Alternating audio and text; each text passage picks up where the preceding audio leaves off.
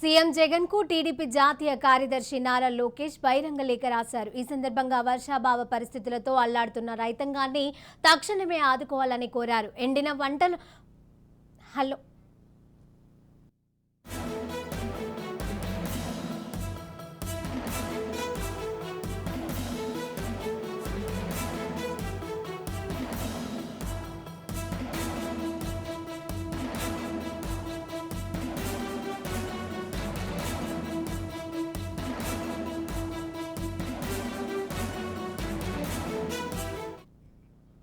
CM Jagan కు TDP జాతీయ కార్యదర్శి నారా లోకేష్ బహిరంగ లేఖ రాశారు.